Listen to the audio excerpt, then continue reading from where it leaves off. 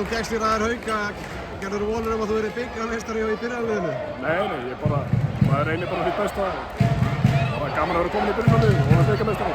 Getur þú sagt aðeins bara söguna hérna, hvernig gengur ræðar Hauka og hvernig þróast þau allt inn í byrjunarliðinu Hauknum? Það var bara sagt upp samningi mínum hjá HK.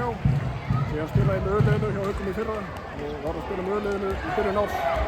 Síðan bara verða aðeins meðsli í meistarafloknum og verið að æfa með þeim. Síðan bara komin í byrjunarliðinu. Svona basically bara eftir að Gunni Magg kemur inn í þetta og þá færðu meira hlutverk. Já.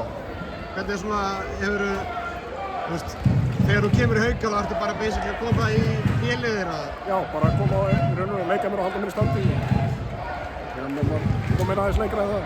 Hvernig hefur þetta svona þreist eitthvað fyrir þig, ég menna, þú veist, þegar þú kemur hérna þá gerur þú sannilega ekki ráð fyrir að vera að fara að æfa með aðalliðið Hauka, þú veist, getur aðeins lýst í bara hvað breytist?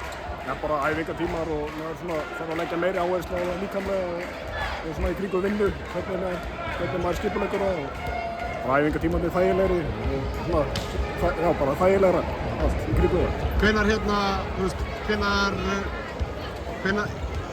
hvenær færðu þetta hlutverk að vera allt í orðið fyrsti línumaður í Haukum? Það er í Stjörnuleiknum núna síðast. Þannig að þú nýttir greinilega janúar mánuðið vel? Já, nýtti hann vel. Hvernig er svona tilfinningin að klára þennan leik og verða bikarmeistari? Það er bara frábært. Það verður ekki betra en það. Hvað með framhaldið? Ætlar að vera áfram í Haukum eða ertu búinn að byrja að ræða eitthvað framhaldið? Það er bara ekki hugmynd. Bara voru að klára þetta verkefni fyrst og síðan sko hvað kemur næst. Takk hérlega.